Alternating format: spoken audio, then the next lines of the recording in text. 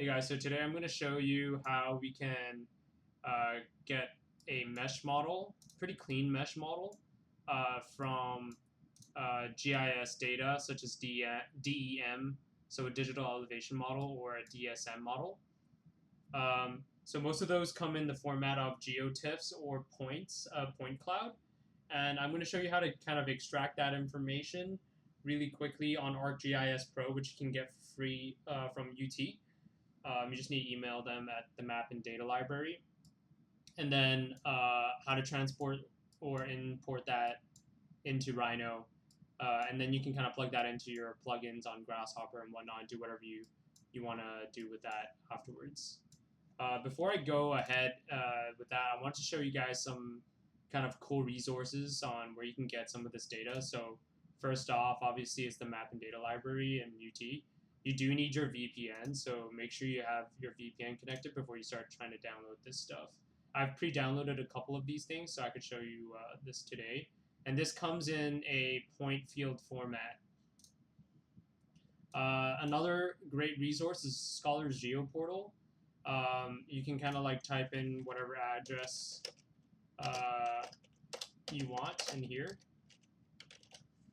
So place your address, search, and it'll kind of give you like whatever it can find. So it's got some stuff from Australia, but mostly I would use it for work in North America.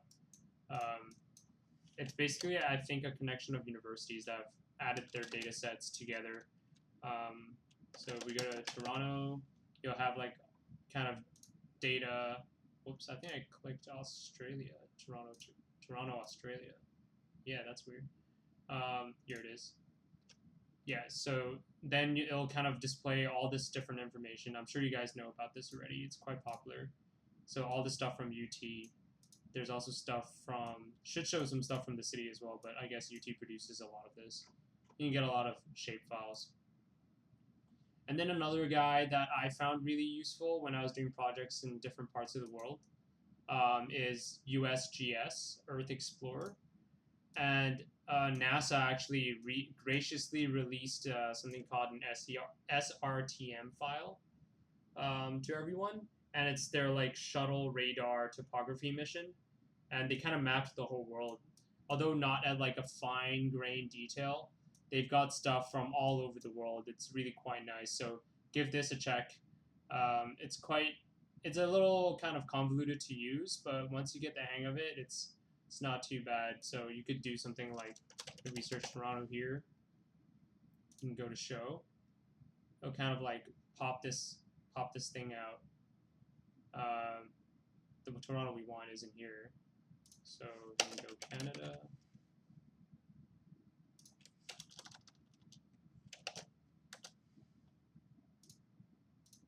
Oh, I was stuck on US features. There we go. Toronto, Canada, show. Yeah, and we can just click that guy, and it'll bring us to those coordinates. And you'll be able to start finding information on this. So we can go to data sets, and it'll kind of list out everything it might have. You then kind of click through digital elevation. You can kind of check all these boxes to see what you want. SRTM is what we really want. Like, there's always good stuff on that because they've taken like the whole world. So we go to results afterwards. We don't need to do additional criteria. You can kind of just go through these like until there's something that you want. So there's a little thing here that we want, and you will need to log in, make an account, but it's pretty straightforward. You just log in, and you'll be able to start downloading some of this great data. So I've already pre-downloaded a bunch of this. You just press this little button over here, and you can start downloading. So I'm not going to go and do that, but most of this information is going to come out as a geotiff. So let's just move on to ArcGIS now. We're going to start just by creating a new project.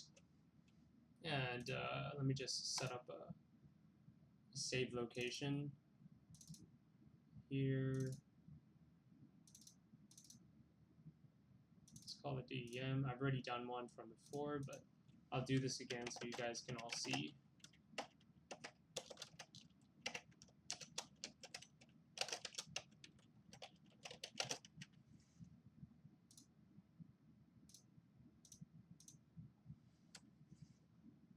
Right. This isn't actually asking me to name it. It just wants a file location. And that'll do. And then this is where we name it.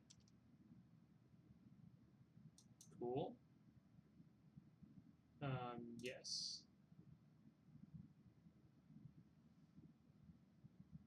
So here we have like a super fresh map. What we're gonna do first is find our location. So I've got an area that I already had found. I was working on it for a previous project, so I'm just gonna go ahead and use that as my example. So you just go to map, press locate, and I was working on a project in Mississauga, and you just click that, and it'll just bring you to that location. You can cross that off, and that little A will disappear. Just for ease of navigation, I always kind of switch to imagery hybrid for the base map.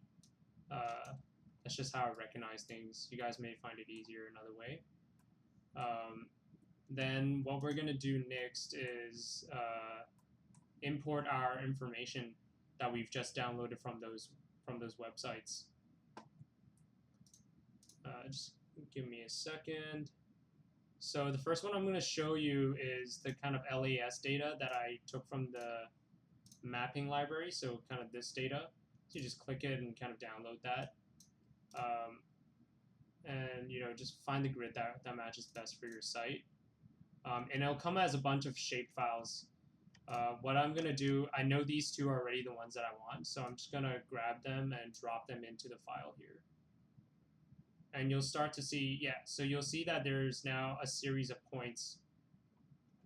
And just like as a rule of thumb, like I always double check to make sure that this data actually has the information that I want. So you just right click that attribute table and just make sure that there is an elevation source. So elevation shows up right here. And you know, once that's checked out, you know that there's information for height. So we can just cross that off now. First thing we want to do is connect these two together as one layer, and that's pretty simple. We just go to Analysis, Tools, and we're just going to type in Merge Layer.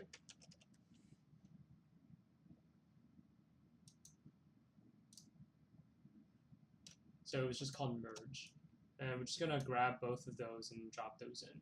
You don't actually need them ticked on. So if your computer's suffering, you can just tick them off and those layers will still function.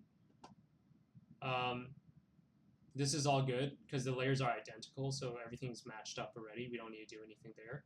We just need to name it, and we're just going to call it LAS Pointfield. And there is one thing, try and make sure that you don't use spaces because of the way this this program works. It doesn't really read space bars. You have to do an underscore. Sometimes it does work, but I usually just keep it this way so it works for all my functions. Just let that run. Shouldn't take too long if you collected the correct amount of tiles.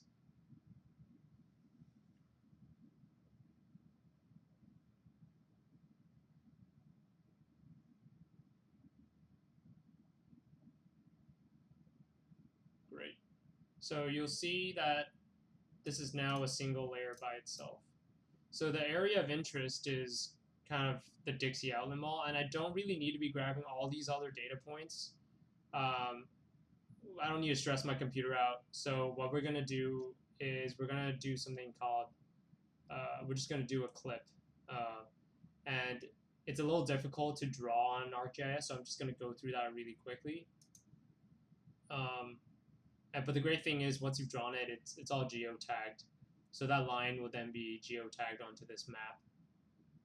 What we're going to do first is, before I should have done any of this, we should go to our map here, right-click, Properties, and we want to make sure that this is actually set to a coordinate system that works for our site. So majority of kind of North American, or at least in the Toronto area, so for Eastern, every single zone has like a specific zone for UTM.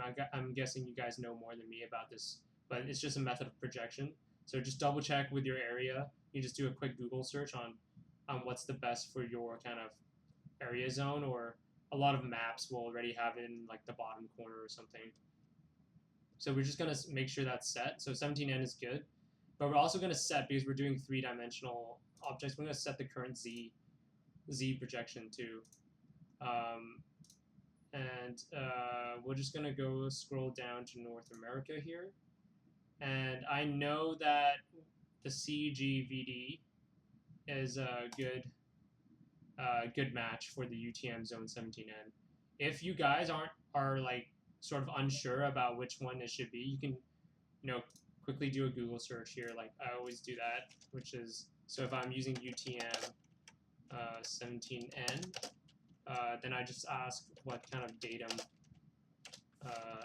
vertical datum.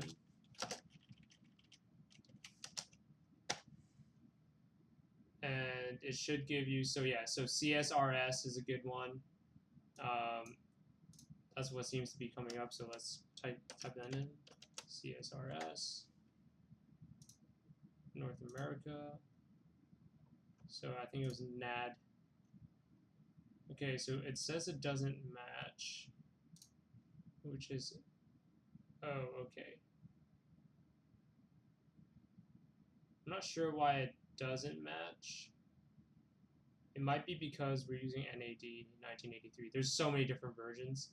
It gets a little confusing. But this is fine, because there is a method, if you don't know which one is best, or it keeps giving you errors like that, you can go to unknown height systems and just go into meters. And that'll most likely solve the majority of your issues. And we're just going to press OK on that. And if it's in the right place, again, then you're probably good to go. We're going to just check our properties here to make sure this is also projected the correct way.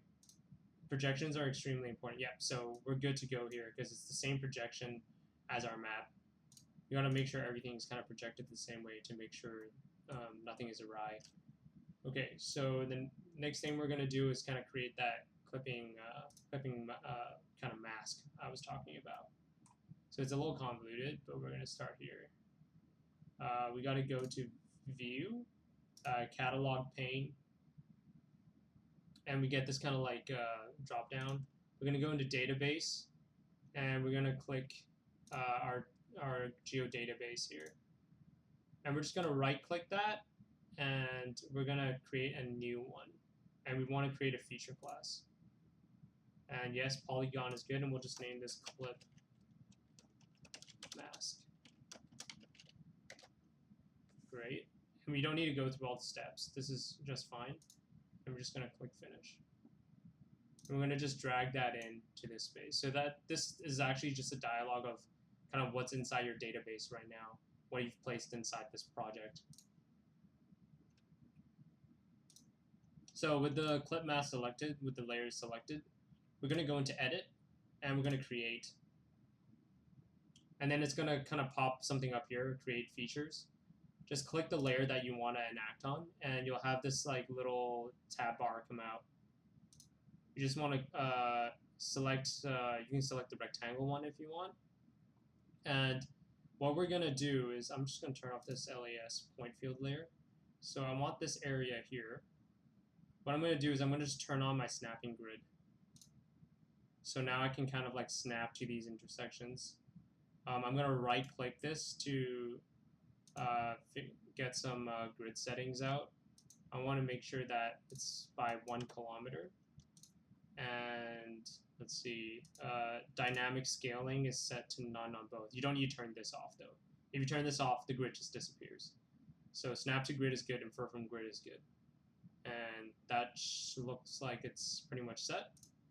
Okay, and now we have like 1 kilometer grids. We're gonna try. I'm gonna try and grab like a little bit of the. Let's see. I want to grab my site, but also some of the ravine, because that's where most of the elevation is. So I just clicked once, clicked twice, and that gives us our rectangle. And we're just going to press this arrow button, and you can click out and just press the clear button, and that'll be kind of placed in there. The next thing we're going to do is clip our point field with that shape that we just created. So we can cross that off, we can cross this off. I'm going to go back to Analysis, Tools, and we're going to type in clip. I'm just going to drop in LAS point field here, and then our clipping mask. So that sounds like a reasonable name to me, so I'm just going to leave that. I'm going to run it. And you'll see it just like processing. It shouldn't take too long.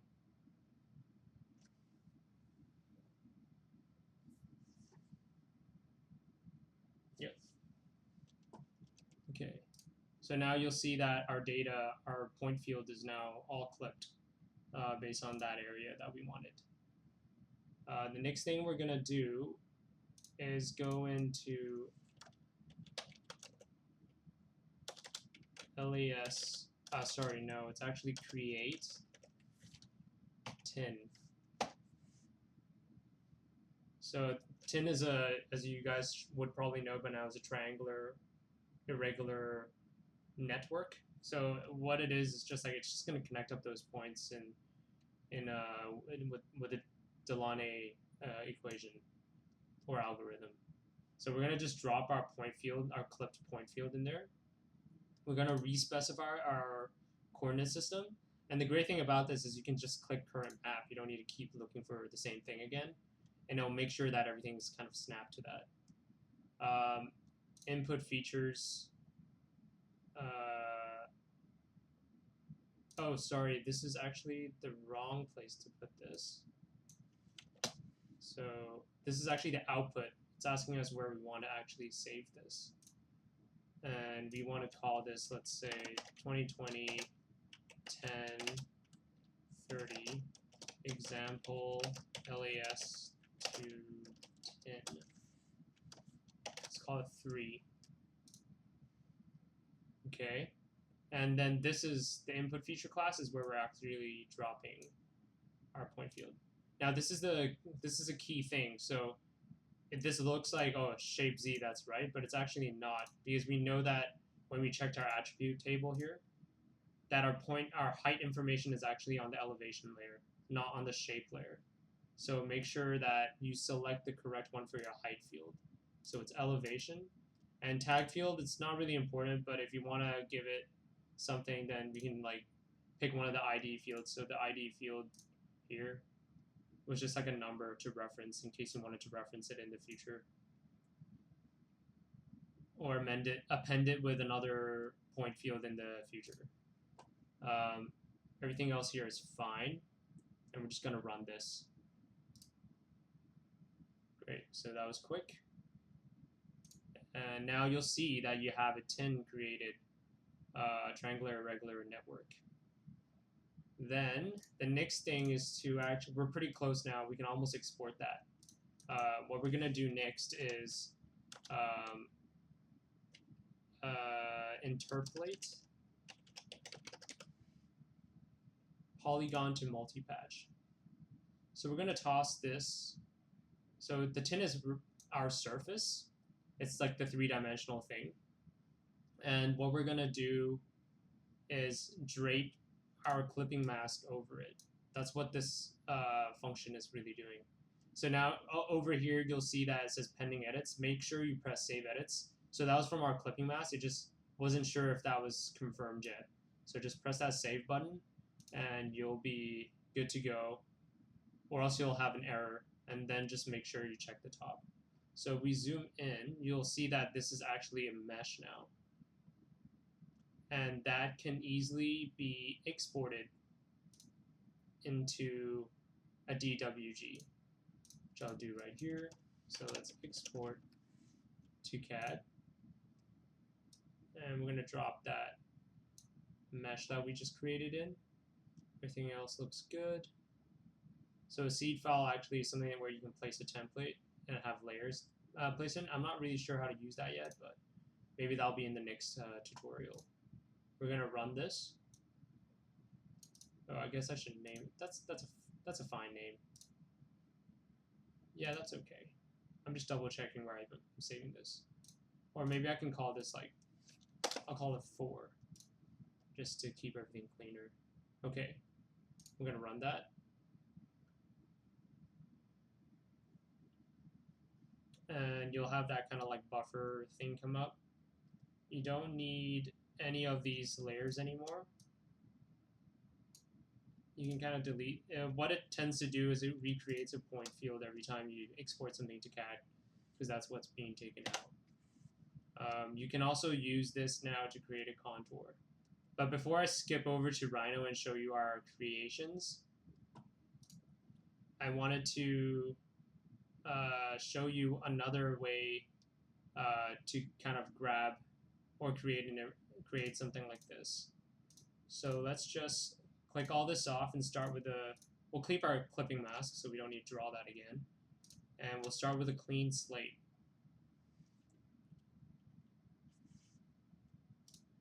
So we can get rid of this tin as well. So another thing that you might come across when you're kind of looking for information is a TIFF file. So something like the SRTM, so USGS, this would give us something like that.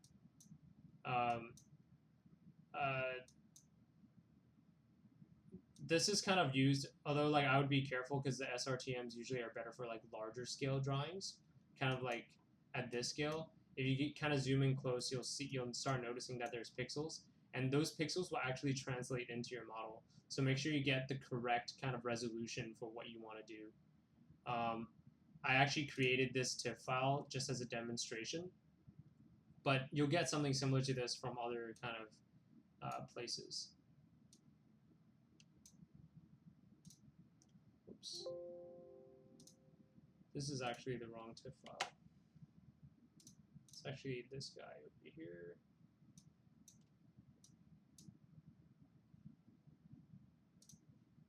Give me a second. It's because it wasn't named right. Here.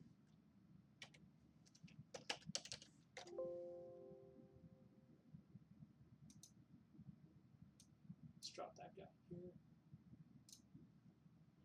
Great, so you'll see that that TIFF is already in the correct spot because it was saved as a GeoTIFF. And what we're going to do now is,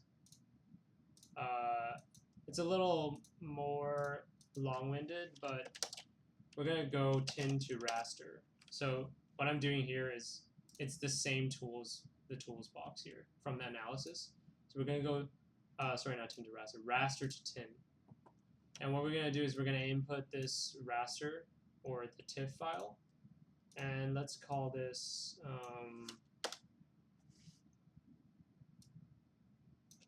raster to tin.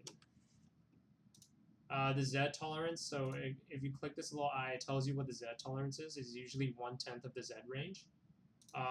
But for a small kind of tin file like this, at this kind of scale, you can just put it to 1, and it'll give you higher resolution.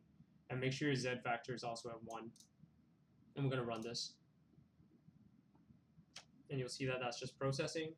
So the maximum number of points is just telling the machine when to stop calculating it. So sometimes if you have like a really large site, you might need to bump this number up. It has like a little kind of comment on what that does. I would recommend that you don't go over, what is this, like 20 million. Your computer might start to suffer for that.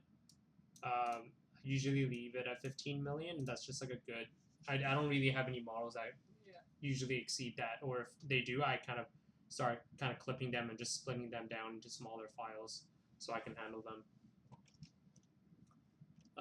Okay, so we now have a tin that was created from that TIFF file, which is perfect, because now we can run the same thing we just did with the other file, the Pointfield version, and we're just going to go multi-patch, to raster.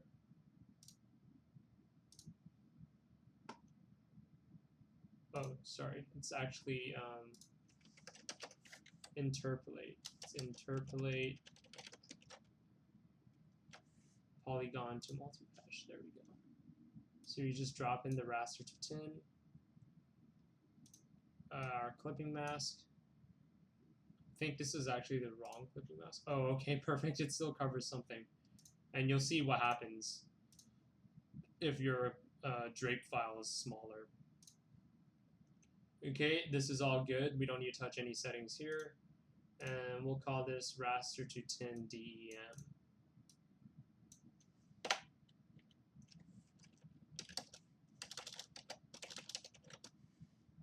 And we'll just run that.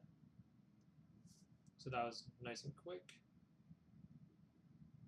And you'll see that there is a slight difference in the kind of mesh that was created.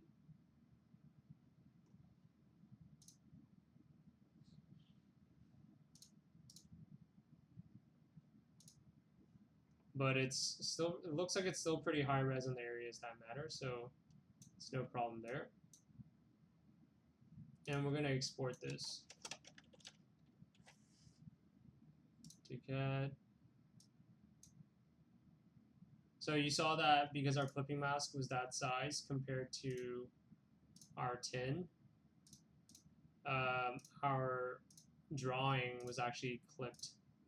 Sorry, our raster to 10 or our mesh was actually clipped to that size as well because it didn't have any information to drape upon it. So now we can export this. Drop that in there. Raster to 10 DEM. Let's just double check where I'm saving this. Yes, it's in the same spot.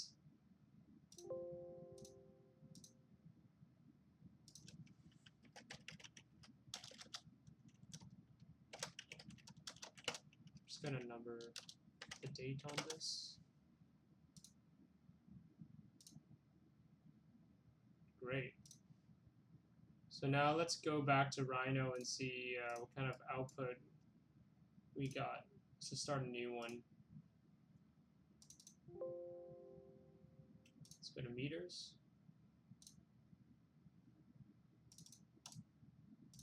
And we will insert our file.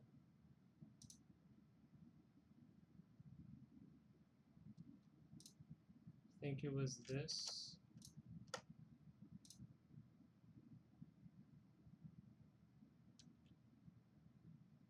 I think it was this. Yes. Okay. Group. Don't really need it to prompt us. Meters.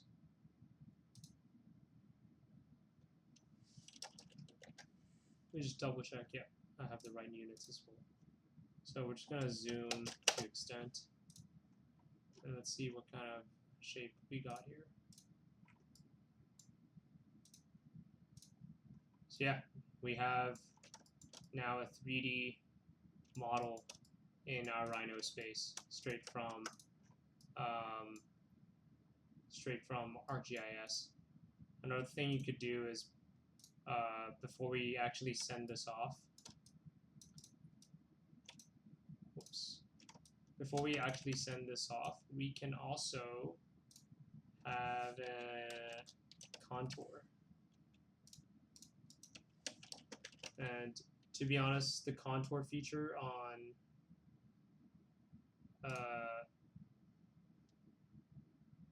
input raster, don't want that.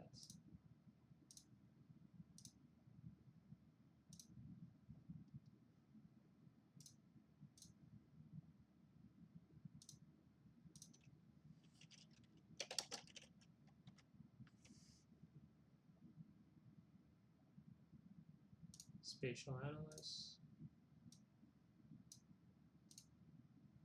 So it actually wants a raster from us.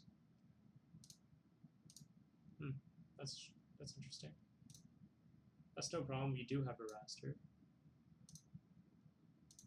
And let's say we want a contour interval of every 20 meters.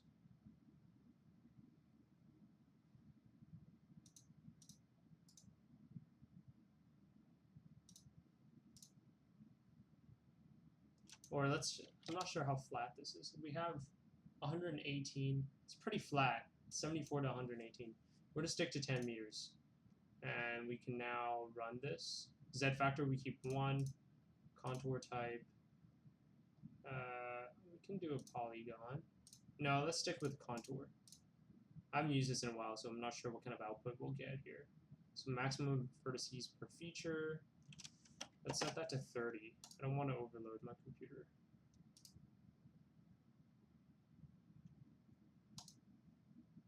Great. So not a very exciting contour. Let's decrease our intervals.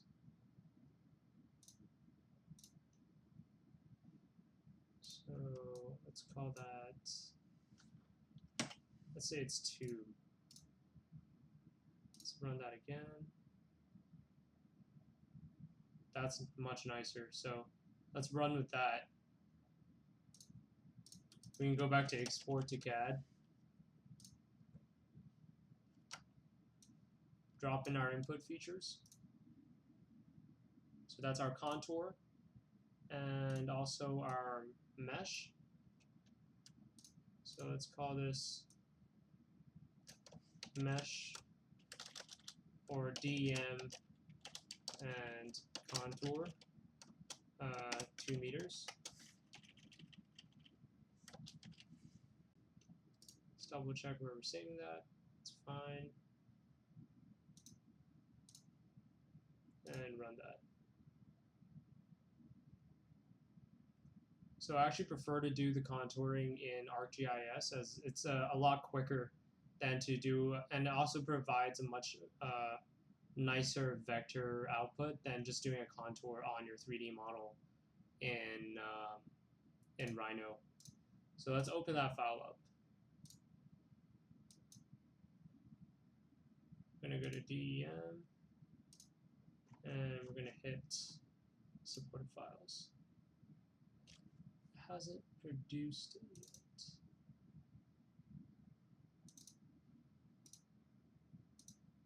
I'm not sure why it's not showing up here yet.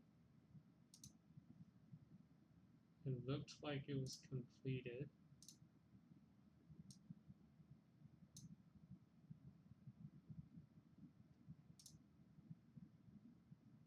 I'm just going to copy this so we find it quickly.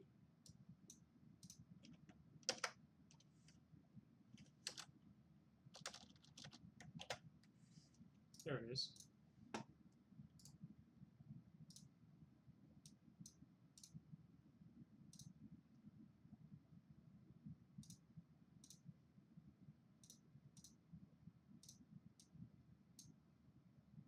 Open file, nope.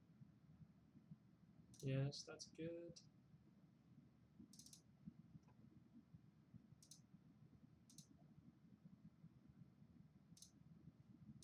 So that's a pretty ugly color. Let's just change that to something we can see a bit better. Sort of rendered and perspective. So you'll have basically this contour, these contour lines perfectly intersecting your model, and that's basically it. You can obviously trim these.